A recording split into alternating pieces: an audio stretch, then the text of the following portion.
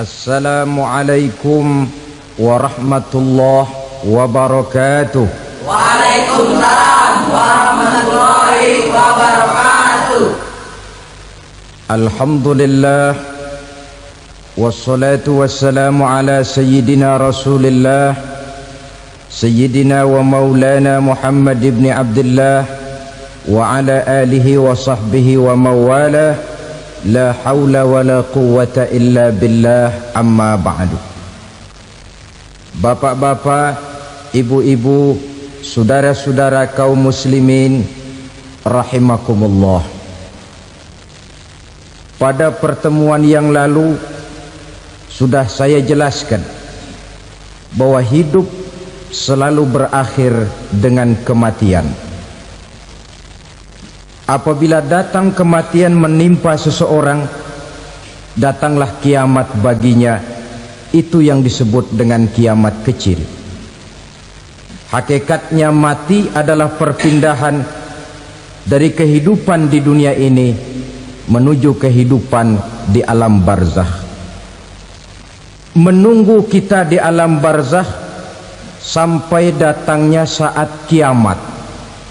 Entah 10 tahun, entah 100 tahun, entah 1000 tahun, hanya Allah saja yang maha tahu. Adapun orang-orang beriman yang melakukan amal kebajikan dalam kehidupan di dunia ini, masa penantian yang lama di alam barzakh buat mereka sebentar saja. Tetapi bagi orang-orang kafir yang ingkar, yang tidak beriman kepada Allah, yang hidup di dunia cuma menumpuk-numpuk dosa, tentu penantian di alam barzakh akan merupakan waktu yang sangat lama. Bukankah dalam kehidupan kita waktu itu memang relatif? Contoh misalnya, bagi pemuda-pemudi yang sedang duduk asyik memadu cinta, waktu 4-5 jam saja rasanya cuma 4-5 menit, tenggelam oleh keasyikan. Tapi buat orang yang berbaring di rumah sakit, meratap di balik-balik apa itu tembok derita kata lagu, di balik dinding-dinding penjara, sehari bagai seminggu, seminggu rasa sebulan, sebulan boleh jadi rasa setahun. Penantian yang sangat lama. Kapan kiamat itu akan datang? Ini rahasia Allah. Jangankan kita yang orang awam, baginda Nabi sendiri tidak diberitahu oleh Allah kapan kiamat itu akan terjadi. Tetapi sungguh pun demikian, banyak hadis-hadis yang menjelaskan ciri atau tanda-tanda datangnya kiamat. Nah, kalau sudah bicara soal tanda kiamat itu ada dua. Pertama yang disebut alamatus sughra, tanda-tanda kecil. Ini waktunya masih ada tenggang. Ada yang dinamakan alamatul kubra, tanda-tanda besar. Artinya kiamat sudah diambang pintu. Apa tanda-tanda kecil dari datangnya hari kiamat itu? Misalnya kata Nabi, apabila ilmu sudah diangkat oleh Allah, artinya apabila ulama sudah banyak wafat, minat orang belajar agama berkurang, lalu kebodohan nampak merajalela di mana-mana, zina dikerjakan secara terbuka, minuman-minuman keras jadi kebanggaan. Itu termasuk di antara tanda-tanda kecil terjadinya hari kiamat. Apalagi misalnya iza waladatil ammatu rabbataha, apabila budak sudah melahirkan tuan. Apa maksudnya? Ada yang mentafsirkan apabila anak sudah bisa membudaki orang tuanya. Orang tua yang melahirkan dia, yang membesarkan dia, demi setelah si anak besar jadi orang berpangkat, bertitel, berharta, berkedudukan, jadilah orang tua itu budaknya. Sehingga sering dibilang kalau orang tua kaya, anak jadi raja. Tapi kalau anak yang kaya, orang tua sering jadi budak. Apalagi munculnya fitnah yang bergelombang, timbul perang antara dua bangsa yang besar, waktu berjalan terasa sangat pendek sekali. Itu merupakan tanda di antara tanda-tanda kiamat. Termasuk di dalamnya sulit membedakan mana laki, mana perempuan. Kan kalau tanda-tanda kayak begini sekarang sudah banyak kita lihat kan. Ulama banyak wafat, penggantinya sulit. Zina dikerjakan berterang-terangan, minuman keras jadi kebanggaan. Banyak anak membudaki orang tuanya, sulit membedakan mana laki mana perempuan. Kadang-kadang dari belakang kita lihat perempuan bener, begitu kita colek nengok jenggotan.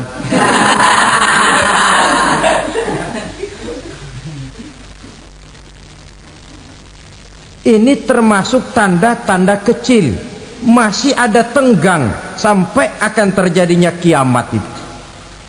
Nah, yang dimaksud dengan tanda-tanda besar, ini tanda besar artinya kiamat sudah diambang pintu. Pertama, matahari terbit dari sebelah barat. Apabila matahari sudah terbit dari arah sebelah barat, tertutuplah sudah pintu taubat.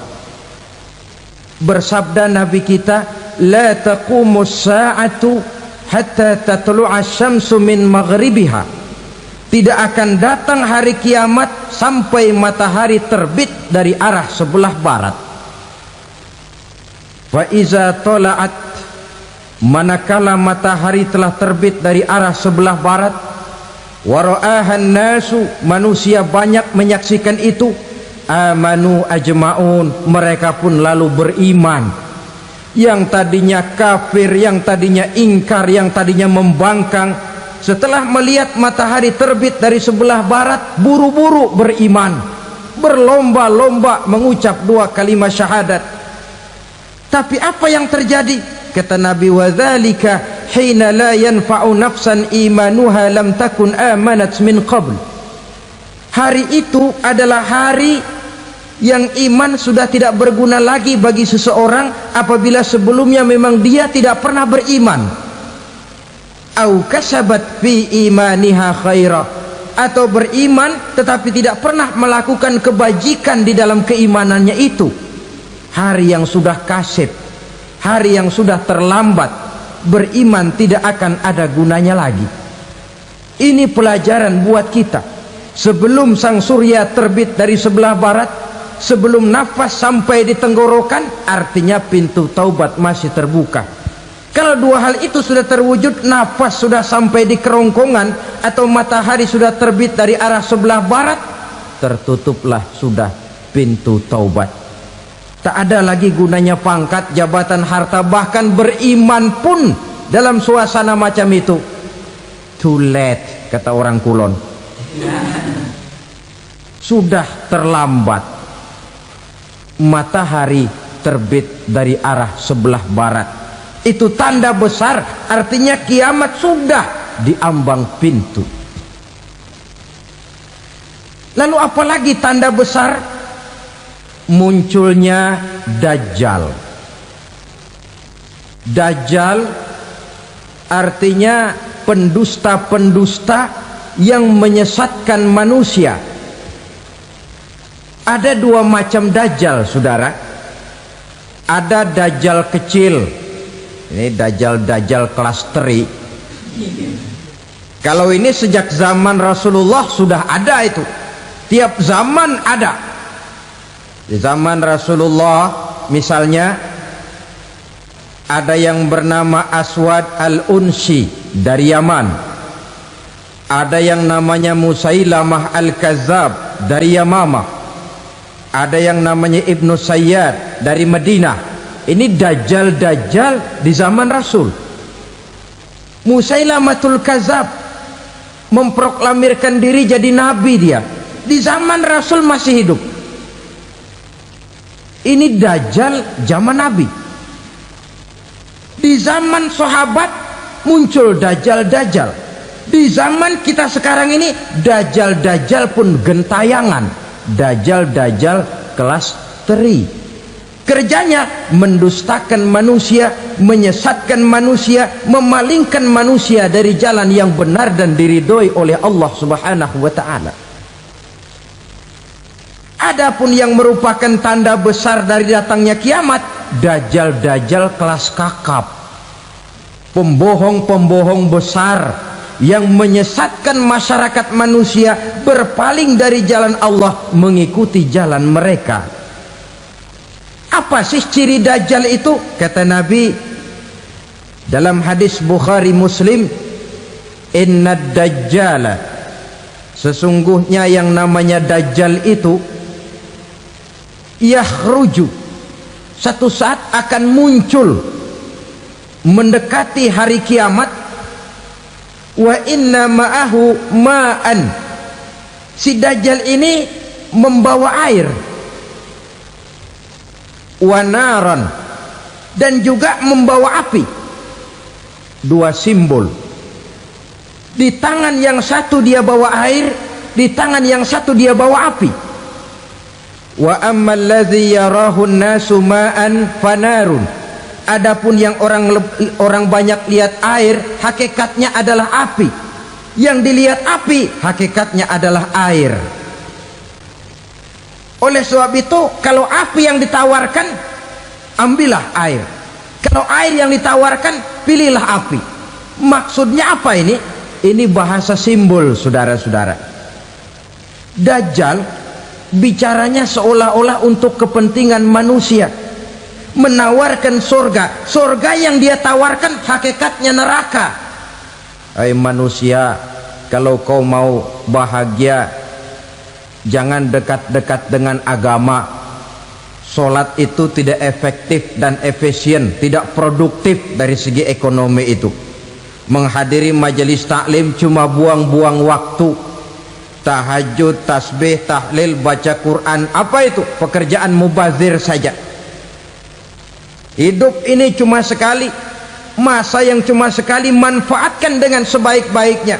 Mumpung, dibawanya sifat mumpung, tetapi dalam pengertian yang sangat negatif. Bicaranya seolah-olah untuk kepentingan manusia, tetapi sebenarnya menjerumuskan manusia. Menawarkan air, tapi sebenarnya api. Menawarkan api, tapi hakikatnya air. Buat apa kamu sholat? Buat apa kamu bayar zakat? Buat apa kamu puasa? Surga yang dicanangkan dajjal, hakikatnya neraka. Neraka yang digambarkan dajjal, pada dasarnya adalah surga. Jadi memutarbalikkan fakta itu kerjaan dajjal. Yang hak jadi batil, yang batil dibilang hak, yang benar jadi salah, yang salah malah jadi benar. Tuntunan disuruh jadi tontonan, tontonan malah menjadi tuntunan. Itu pekerjaan dajjal profesinya.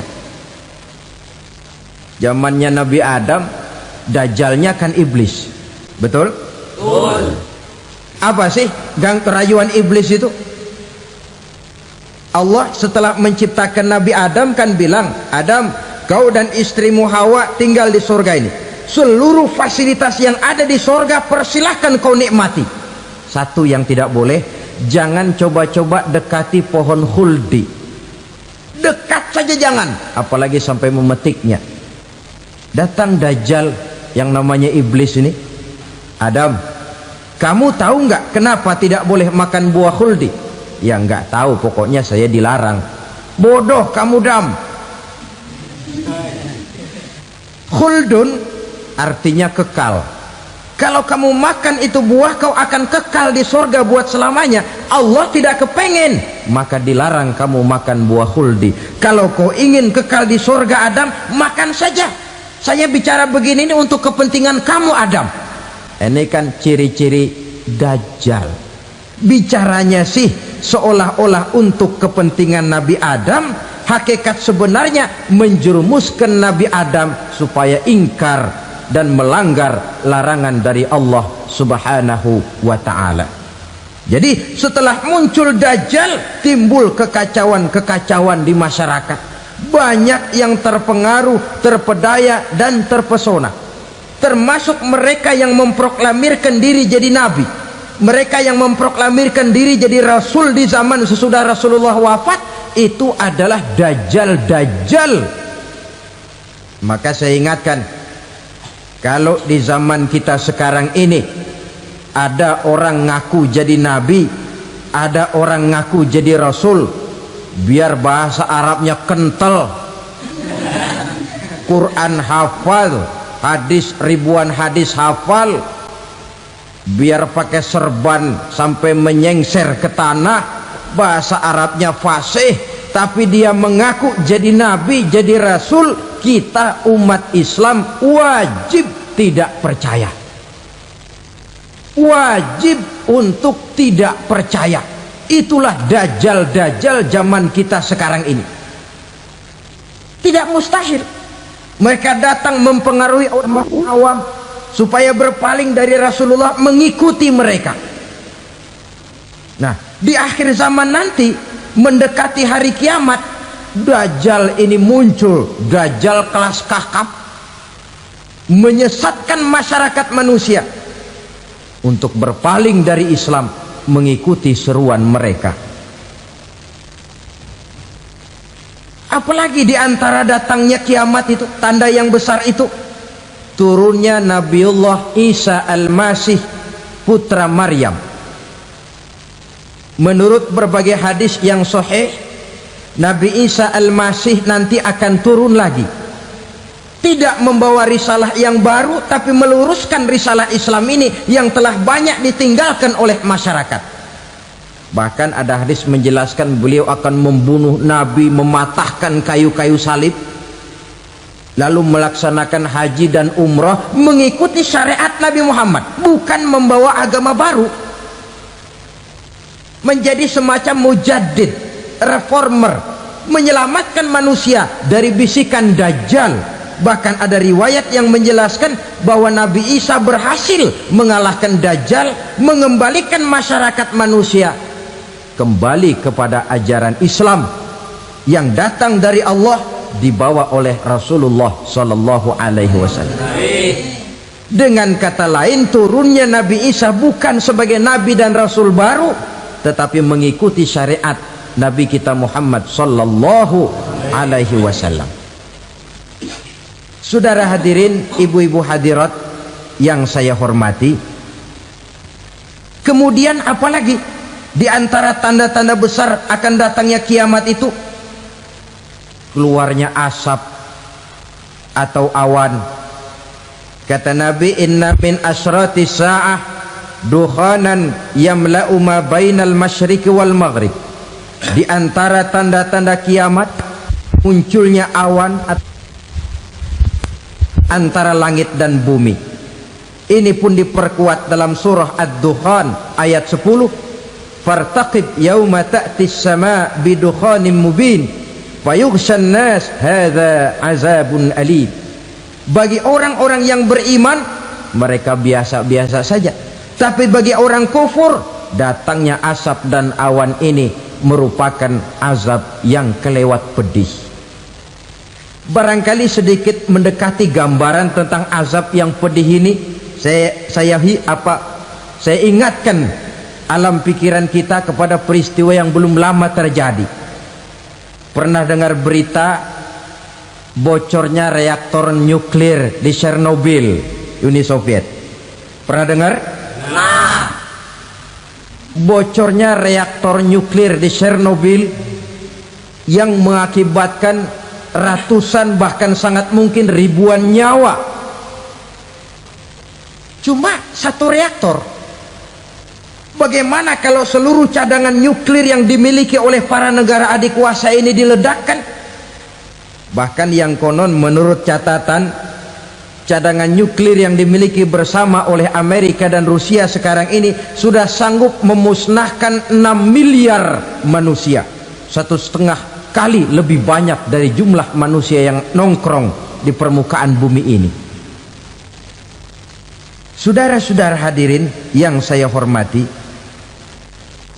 lalu saat mendekati hari kiamat, apalagi tandanya setelah Nabi Isa wafat, pada saat turunnya yang kedua kali,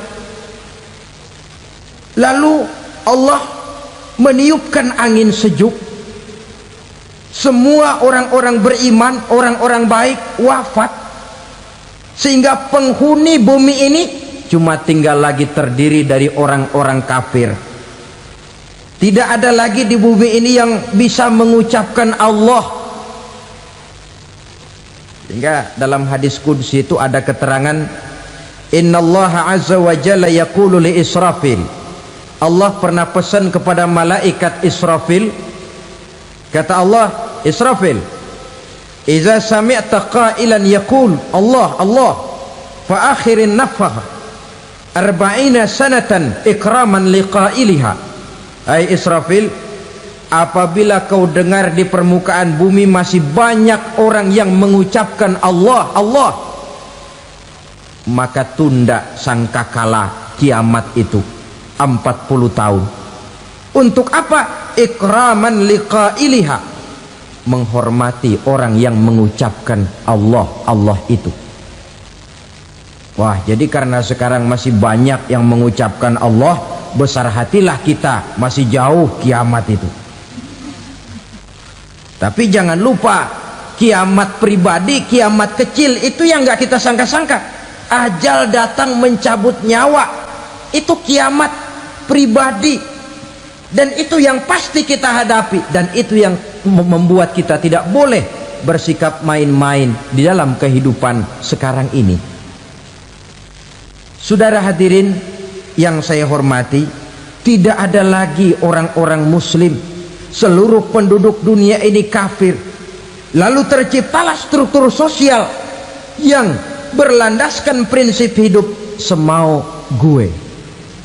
Bakal terjadilah prinsip di mana yang kaya menyantap yang miskin, yang kuat menindas yang lemah. Hidup sudah bagaikan di rimba belantara, berlaku hukum rimba, siapa yang kuat dia yang menang, siapa yang lemah menjadi mangsa. Timbul kekacauan, maksiat merajalela, munkarat menjadi-jadi, sehingga isi bumi ini penuh dengan segala macam perbuatan dosa. Tidak ada perlunya lagi alam diperpanjang temponya. Datang saat yang sudah dijanjikan oleh Allah Azza wa Jalla, maka terjadilah yang disebut kiamat kubra, kiamat besar, kiamat ancur-ancuran. Bagaimana kejadian ini dimulai? Dalam surah Az-Zumar ayat 68, Allah Subhanahu wa taala berfirman, wa nufikha fis suri fasa'iqa man fis samawati wa man fil ardi illa man sya'allahu. Maka manakala ditiuplah sangkakala, terkejutlah seluruh yang ada di langit dan seluruh yang ada di bumi. Bila saat kiamat datang, Allah perintah malaikat Israfil, Israfil, tiup sangkakalamu. Ditiuplah sangkakala oleh malaikat Israfil, yang akibat daripada tiupan itu seluruh yang ada di langit, seluruh yang ada di permukaan bumi terkejut. Yang ada di langit siapa? Malaikat kan. Bayangin aja kalau malaikat kaget, apalagi kita. Terkejut seluruh makhluk yang ada di bumi, yang ada di langit mendengar suara sangkakala itu. Bunyinya tidak sanggup kita bayangkan dahsyatnya. Ledakan nuklir, ledakan neutron belum apa-apa ketimbang bunyi sangkakala malaikat Israfil ini. Nah, lalu mendengar bunyi sangkakala ini, gemparlah makhluk, kacaulah alam. Bumi gempa, planet-planet bertabrakan, gunung meletus, air laut tumpah ke darat, angin topan bertiup, halilintar menyambar, lalu semua yang bernama hidup mati total. Mati bareng tanpa persiapan. La haula wala quwata illa billah. Saya kadang-kadang dalam tafakur bermohon, ya Allah, mudah-mudahan saya enggak nemuin kiamat beneran. Ngeri. Tidak bisa kita bayangkan macam apa suasana seperti itu. Allah saja banyak memberikan gambaran, misalnya Al-Qari'ah, wa mal qari'ah, wa ma adraka mal qari'ah. Kejadian yang menggemparkan. Tahukah kamu apa kejadian yang menggemparkan itu? Yauma yakunun nasu kal farasil mabsus wa takunul jibalu kal ihnil manfus. Pada saat itu manusia berterbangan bagai kupu-kupu, gunung berterbangan seperti kapas ditiup angin. Gunung saja macam kapas, konon lagi manusia. Kematian total, mulai semut sampai gajah mati, jin mati, iblis mati, malaikat mati. Malaikat saja mati. Saudara hadirin yang saya hormati, kematian total yang tanpa persiapan. Orang bilang, Pak, kalau mati bareng begitu yang repot malaikat maut dong ya, cabut sana, cabut sini. Itu kalau menurut logika kita, mestinya begitu menurut logika. Tapi logika juga yang nggak perlu serepot itu. Sebab untuk mematikan listrik di wilayah DKI, di wilayah Jakarta, nggak perlu tiap rumah didatengin, matiin, ya lama. Cukup dari kantor pusatnya saja PLN, tekan satu tombol, gelaplah seluruh Jakarta.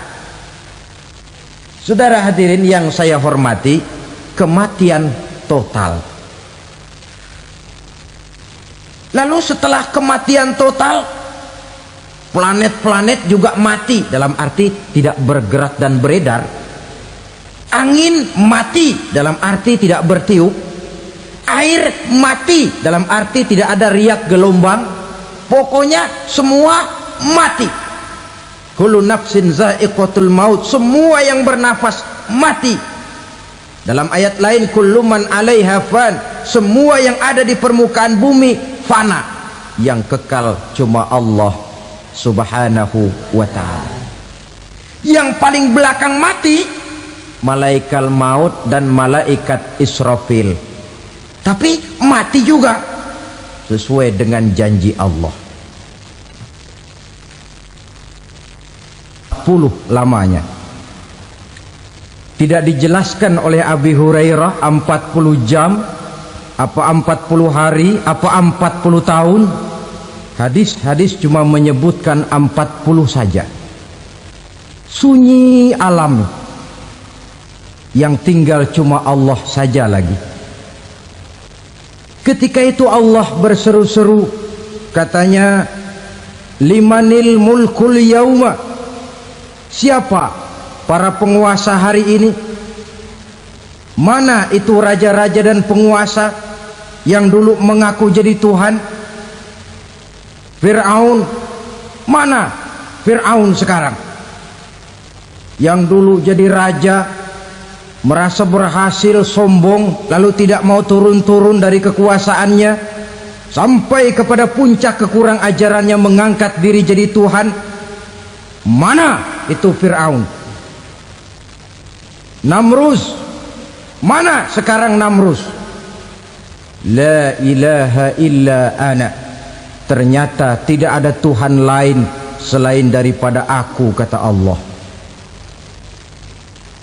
Proses kemudian, saudara-saudara, turunlah hujan dari langit, 40 lamanya hujan itu. Tidak jelas juga 40 jam apa 40 hari.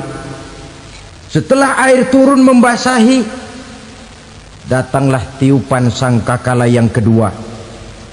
Semua yang bernama mati bangkit dari kuburnya masing-masing. Ini yang disebut Yaumul Ba'thi, hari kebangkitan. Allahu Akbar. Pada saat kita bangkit dari kubur kita masing-masing, kumpul di padang mahsyar namanya. Bayangin aja, saya sendiri nggak sanggup bayangin. Manusia sejak zaman Adam sampai zaman kiamat kumpul bareng di tempat sama. Berapa banyaknya itu?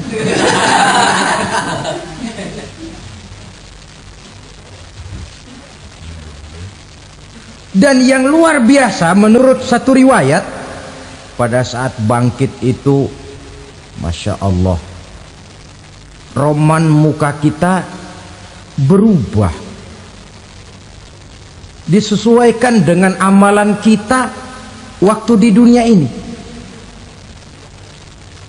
Barang siapa yang waktu di dunia amalannya itu amalan tikus,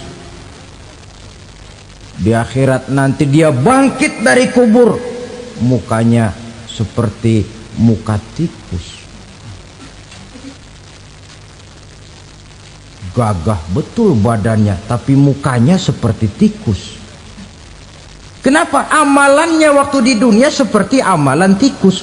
Apa amalan tikus itu? Suka ngegeragoti barang yang sudah disimpan rapi-rapi. Orang sudah simpan uang rapi-rapi, simpan perhiasan rapi-rapi, digeragoti oleh tikus. Maling-maling, pencoleng-pencoleng, koruptor-koruptor, itu nanti di akhirat nanti kita lihat mukanya seperti muka tikus. Oh, ini waktu di dunia suka nyolong, hanya seperti muka tikus.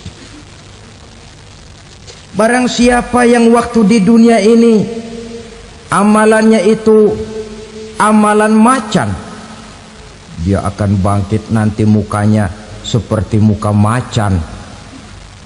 Apa amalan macan? Macan itu amalannya menang-menangan. Orang yang mau menang saja nggak mau mengalah. Coba lihat di hutan, kenal hutan nggak? Di hutan, raja hutan di mana-mana pasti macan, betul kan? Betul. Padahal hutan belum pernah bikin pemilihan umum.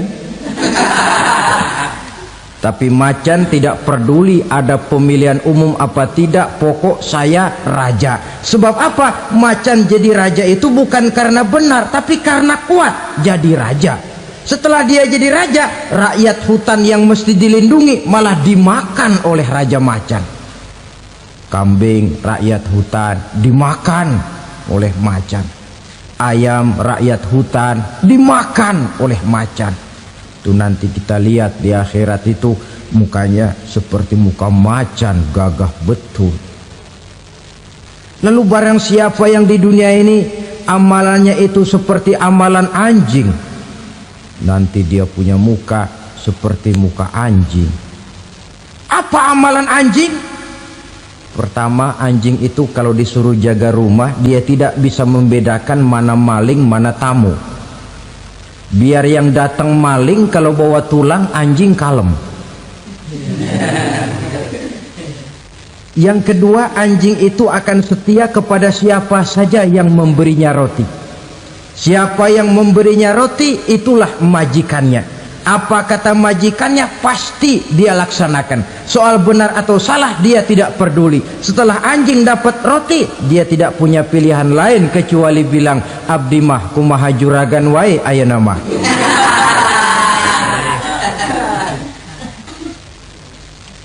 Saudara hadirin yang saya hormati, berkumpul di padang mahsyar, tiap orang sibuk dengan persoalannya masing-masing. Matahari waktu itu didekatkan oleh Allah, panas luar biasa. Ada yang saking panasnya itu mencucurkan peluh keringat sampai sebatas mata kakinya. Ada yang keringatnya sampai sedengkulnya, ada yang keringatnya sampai sepusatnya, ada yang keringatnya mengalir sampai sebahunya, ada yang kelelap oleh keringatnya sendiri, sementara orang di sampingnya nggak apa-apa. Bergantung lagi amalan dia waktu di dunia ini. Saudara-saudara, sebagian orang dalam kepanikan padang mahsyar berombong-rombong datang mereka menghadap Nabi Adam. Ya Adam, anta abal bashar. Hai Adam, Tuhan adalah bapak moyang manusia. Kami sebentar lagi akan disidang, dimintakan pertanggungan jawab. Tolonglah kami, hai Adam. Kata Nabi Adam, jangankan nolongin sampean, saya sendiri tanggung jawab di hadapan Allah ketika dulu tidak boleh makan khuldi, saya serobot. Sudahlah, urus diri masing-masing saja, nafsi. Begitu kata Nabi Nuh, begitu kata Nabi Ibrahim. Tiap orang bertanggung jawab sendiri-sendiri. Ketika itulah saudara-saudara, nikmatnya menjadi umat Nabi besar Muhammad sallallahu alaihi wasallam. Sebab apa? Walaupun menurut abjad kita ini umat paling belakang, paling belakang kita ini toh, karena Nabi Muhammad adalah Nabi akhir, tapi akan dihisap lebih dulu, lewat di atas sirat lebih dulu, masuk surga lebih dahulu ketimbang umat-umat belakangan.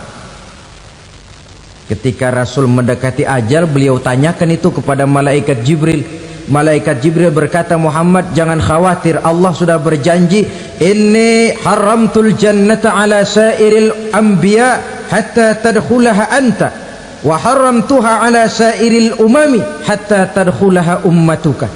Surga aku haramkan buat seluruh nabi kecuali kalau engkau Muhammad sudah masuk ke dalamnya, dan surga aku haramkan buat seluruh umat kecuali kalau umatmu Muhammad sudah masuk ke dalamnya. Logikanya, walaupun menurut abjad kita umat paling belakang, bakal dihisap paling dulu, lewat di atas sirat paling dulu, masuk surga paling dulu, kalau mampir ke neraka juga paling dulu. Ya resiko. Jangan mau enaknya aja paling dulu. Saudara hadirin yang saya hormati, setelah masa kebangkitan itu jangan dikira begitu bangkit langsung diperiksa, masih menunggu menanti ribuan tahun perhitungan padang mahsyar untuk sampai kepada proses yang disebut yaumul hisab, hari perhitungan. Seorang demi seorang bakal dipanggil. Bayangkan saja, kita se-RT saja di absen, kadang-kadang perlu waktu lama. Ini manusia sejak zaman Nabi Adam sampai datang hari kiamat, satu demi satu disidang di hadapan Qadhi Rabbul Jalil. Status sosial copot sudah waktu itu. Yang pernah jadi hartawan di situ ndak lagi kelihatan kehartawanannya. Yang pernah jadi jenderal ndak lagi dipanggil jenderalnya, yang ustadz ndak lagi dipanggil al-mukarramnya. Seluruh status sosial selesai. Dipanggillah kita seorang demi seorang menghadap Qadhi Rabbul Jalil. Bagaimana proses penghisaban itu? Pertama, proses tanya jawab. Di antaranya ada hadis menyatakan, lan tazula qadama 'abdin yaumal qiyamah hatta yus'ala an arba'i khisalin. Besok di hari kiamat tidak akan bergeser telapak kaki seorang hamba sampai dia ditanya lebih dulu tentang 4 persoalan. Tentang ilmunya, kemana ilmu itu diamalkan. Tentang umurnya, di mana umur itu dihabiskan. Tentang masa mudanya, kemana masa muda itu dipakai. tentang hartanya, dari mana harta itu didapat dan kemana harta itu dibelanjakan. Ini termasuk proses tanya jawab. Jadi kalau istilah pengadilan dunia, nama Fulan bin Fulan. Kamu waktu di dunia diberikan umur panjang untuk apa? Pernah mengalami masa muda, kemana kau habiskan masa remajamu? Kau diamanahkan ilmu, dengan apa ilmumu kau amalkan? Kau diberikan harta, dari mana harta kau dapat, kemana kau belanjakan? Tak seorang pun yang bisa mungkir. Sebab apa? Dikala itu yang menjadi saksi bukan orang. Yang menjadi saksi adalah seluruh anggota badan kita. Tangan bicara, kaki jadi saksi terhadap seluruh amalan yang pernah kita kerjakan pada saat kehidupan di alam dunia ini.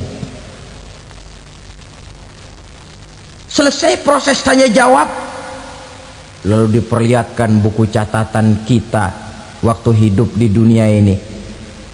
Jangan lupa Allah itu menyiapkan 2 superkomputer kepada kita. Sebelah ditempelin sebelah kanan, yang sebelah tempelin di sebelah kiri. Komputer itu namanya Raqib dan Atid, 2 malaikat yang apabila baik kita lakukan, refleks saja akan menulis kebajikan kita. Jahat kita kerjakan, akan tertulis. Catatan itu nanti diperlihatkan kepada kita. Waduh, alangkah malunya pada saat diperlihatkan catatan kita, buku rapot kita merah melulu. Barangkali diperiksa sambil diomelin, brengsek lo. Buku merah melulu begini, bagaimana waktu hidup di dunia? Tidak cukup diperlihatkan buku catatan kehidupan, rekaman kehidupan.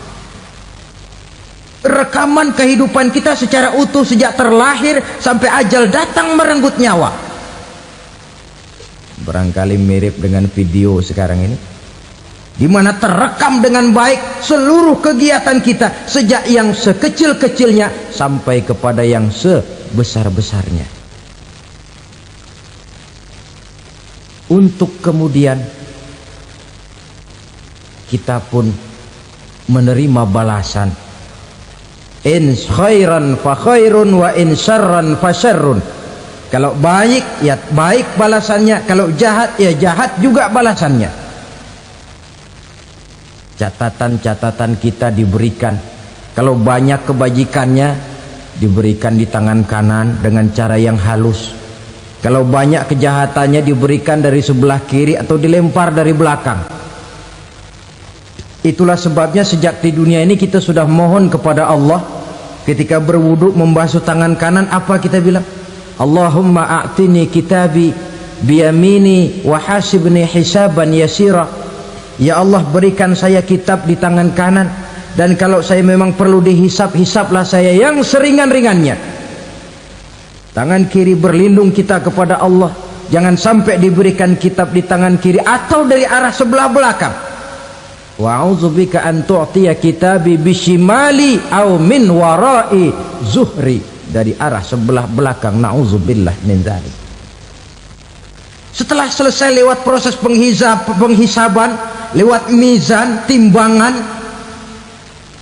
maka yang sudah selesai dihisab itu bergeraklah menuju sirat, jembatan yang terbentang menuju surga melalui neraka. Saudara-saudara, panjangnya perjalanan sirat itu memakan waktu ratusan tahun. Tetapi orang yang lewat di atas sirat pun macam-macam, bergantung amalannya ketika di dunia ini. Ada yang lewat di atas sirat itu kal barkil khatib, seperti kilat yang menyambar, lep, sudah sampai dia di surga. Cepat bukan main. Ada yang lewat di atas sirat itu seperti orang lari-lari. Ada yang lewat di atas sirat itu seperti orang jalan biasa. Ada yang sambil merangkak, ada yang sambil ngesor, ada yang sambil gelayutan, ada yang selamat sampai ke ujung ke surga, ada yang tergelincir jatuh masuk ke dalam neraka, bergantung amalannya dalam kehidupan di dunia sekarang ini. Tiap kita akan melewati yang namanya sirat ini. Saudara-saudara kaum muslimin yang saya hormati, dengan demikian mereka yang selamat melalui sirat sampai ke terminal akhir surga, mereka yang ketika dihisab ternyata banyak kejahatannya daripada kebaikannya, mereka singgah di dalam neraka. Nah, adapun orang-orang yang beriman menurut ayat Quran dan hadis Nabi itu nanti ada bermacam-macam. Ada orang beriman itu yang dimasukkan surga. Ada orang beriman itu yang dimasukkan ke dalam surga. Ada orang beriman itu yang disebut penduduk surga. Kenapa lain-lain, Pak? Karena waktu di dunia amalannya juga lain-lain. Ada orang beriman yang masuk surga. Ini paling murah tiketnya. Mau masuk surga? Kata Nabi begini, ma min abdin qala la ilaha illallah thumma mata ala dhalik illa dakhalal jannah. Kalau seorang hamba sudah mengucap dua kalimat syahadat, dia yakin dengan kebenaran kalimat itu sampai matinya, orang itu akan masuk surga. Abi Dzar yang waktu itu diajak bicara heran, ya Rasul kok gampang betul? Iya, walaupun orang itu mencuri, iya, walaupun orang itu berzina, iya, biar dia mencuri, biar dia berzina, kalau dia sudah mengucap dua kalimat syahadat, dia yakin dengan kebenaran kalimat itu sampai matinya, itu orang akan masuk surga. Jadi masuk surga cukup dua kalimat syahadat, yakin sampai mati, masuk surga. Itu perkara masuk. Tapi kalau pertanyaannya diterusin, masuknya kapan, Pak? Nah, ini lain lagi urusannya. Sebab ada yang masuknya itu langsung, ada yang mampir dulu. Di sana tempat cuma dua, kalau tidak surga, neraka. Mau ke surga tapi mampir dulu, yang mampirnya jelas di neraka. Kenapa? Dalam hadis qudsi ada riwayat, nanti itu di akhirat setelah Allah selesai mengatur penduduk surga masuk surga, yang neraka masuk neraka, Allah berkata kepada malaikat Malik, malaikat Malik, labaik ya Allah, itu bajingan-bajingan tengik, manusia-manusia durjana yang waktu di dunia tidak mau sujud, jauh dari ulama, gemar melakukan yang munkarat dan maksiat, hidup di tengah masyarakat selalu jadi bibit keonaran, kufur, sudah masuk neraka semua. Sudah ya Allah. Nah, kalau sudah, coba sekarang kamu masuk, Malik. Saya, iya, masuk neraka. Mau apa ya Allah? Kata Allah, akhriju minan nar man kana fi qalbihi misqala habatin min khardalin min iman. Kau masuk neraka, cari di dalam neraka orang-orang yang ada imannya walaupun kecil sebesar biji zarah, angkat mereka keluar. Masuk malaikat Malik ke neraka, cari orang yang ada imannya, korek-korek. Ya repot, udah pada gosong.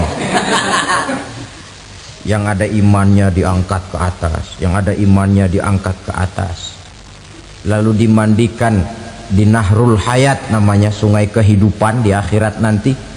Cakep lagi rupanya, bersih lagi wajahnya, apel di hadapan Allah. Kata Allah, bagaimana mas? Kapok nggak sampean? Kapok ya Allah. Nah, kalau kapok, idhab fadkhulil jannah, pergi masuk surga sana. Berangkat mereka ke surga. ketemu sama teman-temannya yang udah sampai lebih dulu, yang nggak pakai mampir lagi. Terjadi dialog. Kata teman-temannya yang udah pada nyampe duluan, "Mas, iya, emang baru sampai?" "Oh, saya baru sampai." "Memang mampir di mana dulu, Mas? Kita sudah lama sampai di surga." Saudara buka surah Al-Muddatsir ayat 34-35. "Masalakakum fis saqar?" Kenapa kamu mampir di neraka Saqar? Qalu lam naku minal musallin. Mereka menjawab, kami mampir di neraka Saqar, Mas, gara-gara dulunya kami waktu di dunia ndak pernah sholat. Ndak pernah sholat? Ndak pernah. Kan rumahnya dekat masjid. Cuma dekat doang, Mas. Sholat mah enggak saya. Enggak pernah ngasih makan fakir miskin, enggak pernah hadir di majelis taklim, pendeknya enggak pernah melakukan kebajikan, maka saya pun mampir di neraka Saqar. Untung betul saya punya iman, Mas, sedikit. Waktu hidup di dunia dulu saya pernah mengucap 2 kalimat syahadat, sekali-kalinya waktu mau kawin. Masya Allah. Untung saja kawin, kalau nggak kawin polos.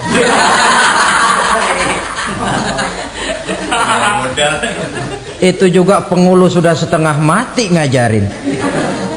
Asyhadu alla, asyaduaan, asyaduaan.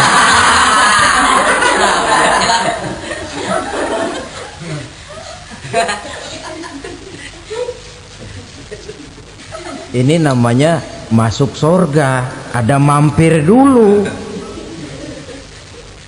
Ada pula orang mukmin itu yang dimasukkan surga. Namanya dimasukkan kan terima beres. Saya masuk ke rumah, jalan sendiri, cari tempat sendiri. Saya dimasukkan ke dalam rumah, terima beres, pokok ada di dalam, itu dimasukkan namanya. Nggak pakai mampir. Tapi tentu tiketnya lebih mahal ketimbang yang pertama tadi. Apa kata Allah?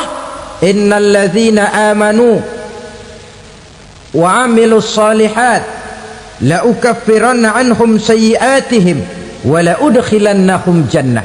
Sesungguhnya orang-orang yang beriman kemudian beramal soleh, kami hapuskan segala dosa dan kesalahannya, kami masukkan mereka ke dalam surga. Lihat ayatnya, Allah yang memasukkan, kita yang dimasukkan. Tidak pakai transit, tidak usah mampir. Cuma tidak cukup syahadat, tidak cukup amanu, tapi diiringi dengan wa amilus salih. Iman, amal. Tidak cukup syahadat, lalu dibuktikan dia sholat, dia zakat, puasa, lalu dia melakukan berbagai macam kebajikan. Ini yang menyebabkan dia tidak pakai mampir di tempat yang bernama Saqar. Lalu ada pula orang mukmin itu yang disebut penduduk surga.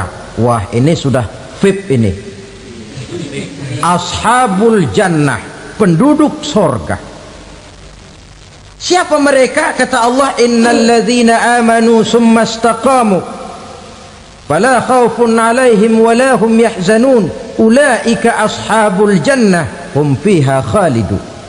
Sesungguhnya orang-orang yang beriman lalu istiqamah, tetap dalam melaksanakan perintah Allah, tidak goyah, tidak labil tapi stabil, istiqamah, mereka tidak takut dan tidak bersedih hati. Merekalah penduduk surga.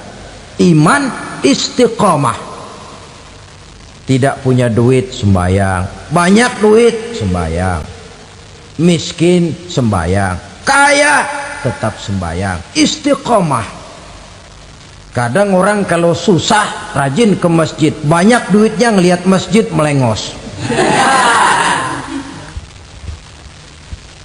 Waktu miskin hamba Allah, setelah kaya jadi hamba harta. Bergeser, tidak ada nilai istiqomahnya. Saudara-saudara, dengan begitu penduduk neraka itu dua. Ada penduduk permanen, ada penduduk yang semi permanen. Yang semi permanen orang-orang beriman yang mempunyai dosa besar. Mereka masuk ke neraka untuk menerima azab sesuai dengan dosanya. Bila selesai masa azab itu, mereka akan diangkat untuk ditempatkan kembali ke dalam surganya Allah Subhanahu wa ta'ala. Nah, dikala itulah saudara-saudara, ada yang disebut syafaat dari Rasulullah Sallallahu Alaihi Wasallam. Tapi tentu jangan lupa, syafaat ini ibarat kain menambal dia. Kita punya kain bolong-bolong sedikit, syafaat yang menambal. Solat kita ada kurang dikit, sedekah kita ada campur riak dikit, amalan kita ada tidak karena Allah dikit, kita berharap syafaat. Jadi biarlah kain masih bolong-bolong, yang penting punya kain. Tapi kalau kainnya tidak ada, yang ditambal apanya? Solat tidak, puasa tidak, zakat tidak, berharap syafaat saja. Ya, terlalu berlebihan itu. Saudara hadirin yang saya hormati, apabila selesai proses penghisaban, proses penghitungan, maka dikala itulah manusia terbagi dalam dua kelompok besar. Fariqun fil jannah wa fariqun fis sa'ir. Sekelompok orang-orang beruntung yang masuk ke dalam surga, dan sekelompok lagi masuk ke dalam neraka. Akan memakan waktu untuk menceritakan sifat surga dan neraka, tapi insya Allah pada kesempatan pertemuan lain saya sampaikan. Namun sebagai gambaran umum cukuplah saya sampaikan sebuah hadis qudsi. Allah jelaskan, a'dadtu li'ibadiyas salihin ma la aynun ra'at wa la uzunun sami'at wa la khatara fi qalbil bashar. Aku sediakan buat hamba-hambaku yang soleh, yang tidak pernah terlihat oleh mata, tidak pernah terdengar oleh telinga, dan belum pernah terdetik dalam hati manusia. Jadi kenikmatan surga belum pernah dilihat mata, belum pernah didengar telinga, belum pernah terdetik dalam hati. Pedihnya azab neraka belum pernah terlihat mata, belum pernah terdengar telinga, belum pernah terdetik dalam hati. Saudara hadirin yang saya hormati, oleh karena itu sebagai uraian akhir daripada kiamat ini, marilah sama-sama kita memanfaatkan hidup dengan sebaik-baiknya, supaya jangan timbul penyesalan di hari kemudian nanti. Mudah-mudahan kita seluruhnya diselamatkan Allah dari azab neraka dan mendapat surga dan ridhonya. Sekian dan demikianlah pertemuan kita kali ini. Terima kasih banyak atas segala perhatian. Mohon maaf atas segala kekurangan. Usikum wa nafsi bitaqwallah. Wassalamualaikum warahmatullahi wabarakatuh. Waalaikumsalam warahmatullahi wabarakatuh.